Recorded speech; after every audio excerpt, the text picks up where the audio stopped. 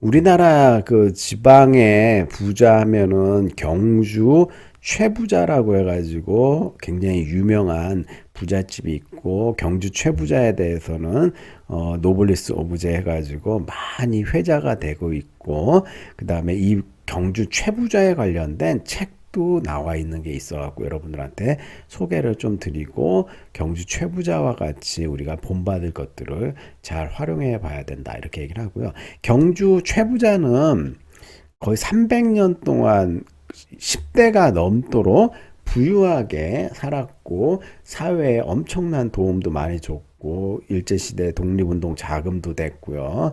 여러 가지 이제 활동을 많이 했는데, 경주 최부자에 관련된 소개와 더불어 뭐 근황에 대해서 좀 말씀을 드리고 싶어가지고, 경주 최부자를 특별히 말씀을 드리는데, 부자가 3대를 못 넘어간다, 뭐 이런 말이 옛날부터 있었잖아요.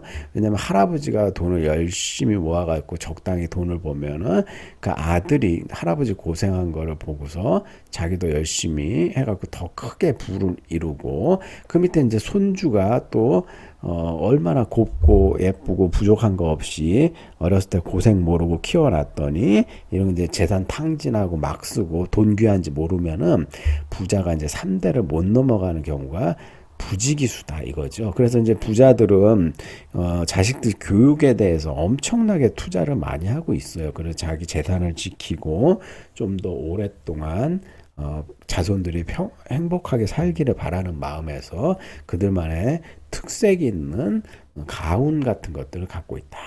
그래서 경주 최부자 하면은 엄청난 부자인데, 얼마나 부자인지 알아봤더니 그때 당시에 이제 300만 평 정도를 경작을 했다, 이거죠. 만석군이 이렇게 얘기를 하고 있는데, 이런 그 만평 기준으로 해가지고 이렇게 경작을 하고, 봤을 때도 어마어마한 부를 보여주고 있다, 이렇게 얘기를 할 수 있는데, 보시면은 오마이뉴스 2004년도 3월 30일자 기사를 보면요. 3대를 못 넘기는 부자들아 들어라. 최부자 300년 부를 이어온 비결에 대해서 설명하는 기사가 나왔고요.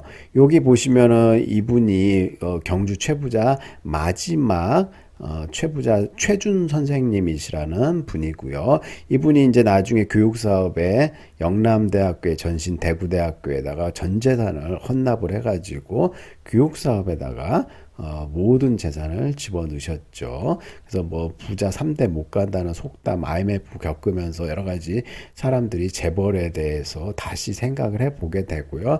300년간 부를 이어온 집안의 가훈에 대해서 좀 이따가 자세하게 설명을 드리고요. 뭐 경주 교리에 남아있는 최부자 800석이 들어가는 가장 큰 창고, 그죠? 어마어마하죠. 이때 당시에 800석. 그러니까 옛날에는 한 석 하면은 거의 60kg, 80kg이었거든요. 쌀 한 가마니가.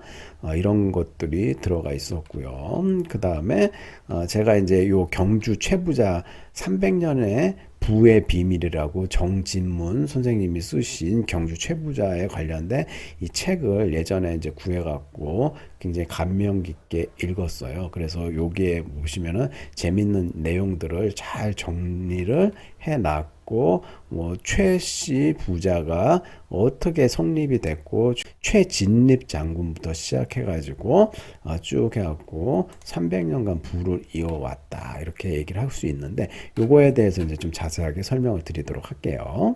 그 많은 그 최부자의 재산은 어디로 갔나 했을 때, 이분이 이제 나중에 1970년대, 60년대 영남대학교에 기증을 해가지고 전 재산을 환원을 하고, 지금 마지막 후손은 어떻게 됐나 봤을 때, 이분 보니까는 마지막 후손이 판사로 해가지고 판사가 됐다는 얘기가 있어요. 그 책에. 그러시면 가훈이 6개가 있는데, 첫 번째가 과거를 보되 진사 이상은 하지 마라.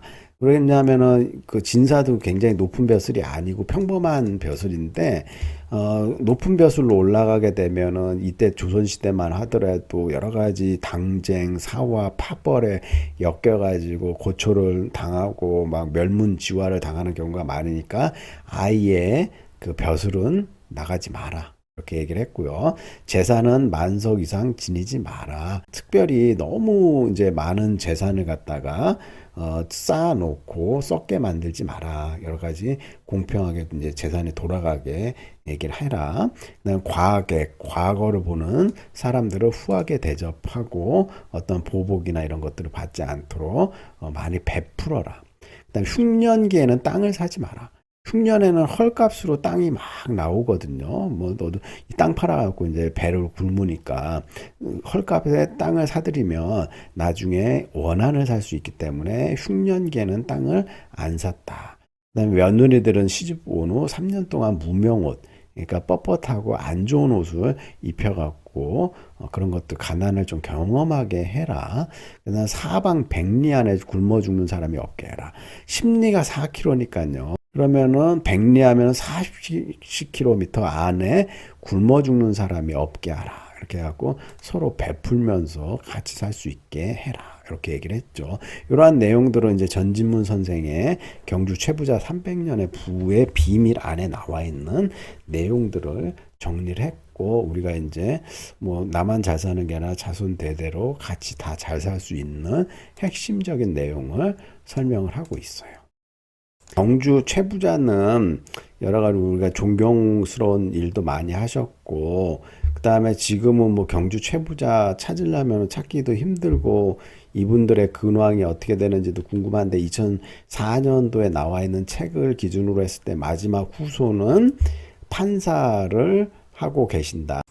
그래서 진사 이상의 벼슬을 하지 말라는 가훈을 저버리고 이제 판사가 돼가지고, 판사가 되면서 이제 이 집안, 최씨 집안도 보면은 큰 부자라는 소리는 못 듣고 있고, 사회 일원으로서 명맥을 유지하고 있다. 이렇게 얘기를 할 수가 있고, 이러한 가훈들은 우리가 지금도 본받아야 할 내용들이 많이 있다는 걸 알 수가 있어요. 세상에서 제일 비싼 것이 공짜라는 것을 우리가 명심하면서 경주 최부자의 이런 그 교훈들을 잘 되새겨 갖고 모두 부자 가문이 되도록 합시다.